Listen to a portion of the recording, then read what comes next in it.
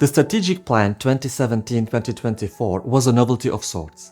It introduced several new features to EUROSAI and fresh approaches to the way it worked. One such novelty was the creation of the project groups. Their main strength is the speed of response to current challenges and events. One example of this was the project group on auditing the response to the COVID-19 pandemic. It was established as early as 2020 when the pandemic in Europe was in full swing. At a time when Europe is plagued by unprecedented problems, the war in Ukraine, the energy crisis, hybrid threats, the project groups have proved their worth. Another new element has been the assignment of a governance portfolio to each governing board member. This practice has given a specific field of expertise to the governing board members and thus enabled all governing board members to fully immerse themselves into the leadership of the organization. Our main aim is just to foster exchange, so communication is really key. And we established some formats which really rely on the physical presence of people, like the Young EUROSAI Conference, which I really like. It's targeted to the young auditors, but we also more and more engage into digital formats, such as the Beep project or other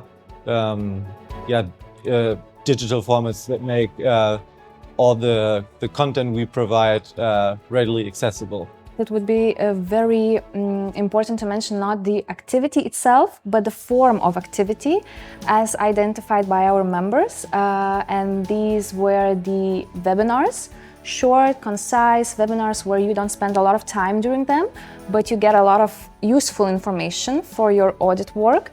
And also workshops where you can meet people and also get share your experience and exchange experience. In total we had 14 formal project groups, but in total we had around 65 projects, which also address other smaller projects. I personally really like all the digital projects, like the Beep project for example, because they are so readily accessible that you can just go online and check if other sites have performed specific audits on a topic, and you really can very quickly access it and get an overview of what other European sites have been doing. The thing we could improve would be the involvement of our members, because not all activities receive the high involvement of our members. I know a very good person from my audit institution which could perhaps share her experience,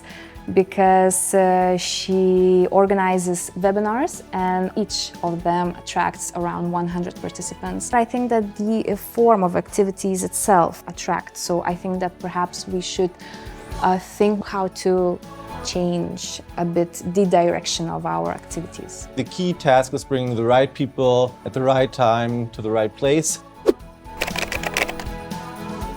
When we started to build strategic goal number 2 on capacity building, we were thinking about to get all the needs from the SAIs concerned, the SAI community in Europe.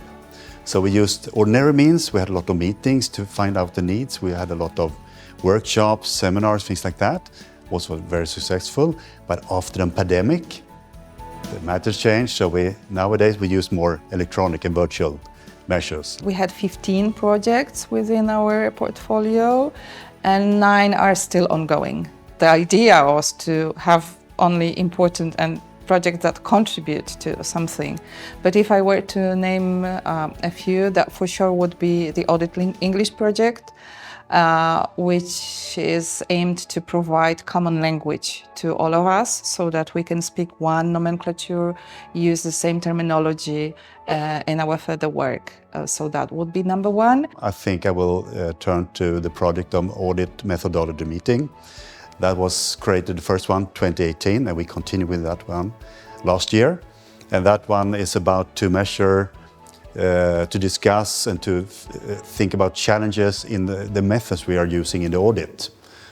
And also to try to, in the end, to get the needs from the SAIs. The good thing is that they gather people who are normally not very much involved in international relations. So we have methodologists, experts coming, or people from communication departments as well. So I think this is good because it shows us the weak points that EUROSAI should address with new initiatives. We need to coordinate better between goals, between portfolios and so forth. So that's a real challenge to be sort of online with each other, not to duplicate things, not to do things out, in the wrong direction for our business. Well, I think that the good idea would be to maybe provide some tools how to make the link between what's happening in EUROSAI and everyday work within SAIs. And of course, if you think about the direction, the big question is how to use this artificial intelligence, for example, and machine learning in our products to help our auditors to do a good job. That's very important. That's the main one.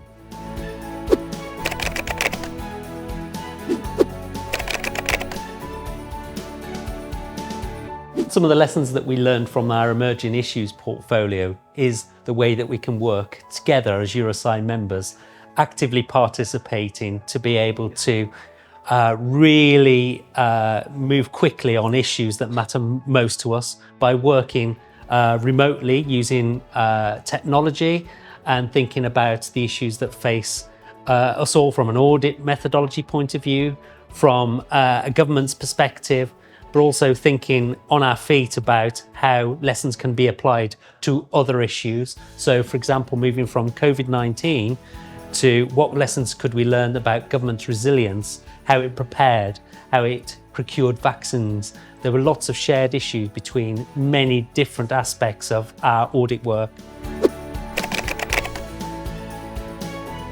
If I look at the portfolio, which deals with non-SAI stakeholders, I think it's very important to talk about our professional capacities and our capacity building in terms of the different stakeholders we work with. SAIs have no problems understanding one another. We speak the same language, but with other stakeholders, I think we need to find different ways and the approaches that have worked with one or the other. So in our portfolio, we've dealt with internal auditors, how to communicate with them, and with other non-SAI stakeholders, such as governments, non-governmental institutions, civil society organizations. The existing strategic plan has been a great success, so the organization has decided to only make minor adjustments going forward.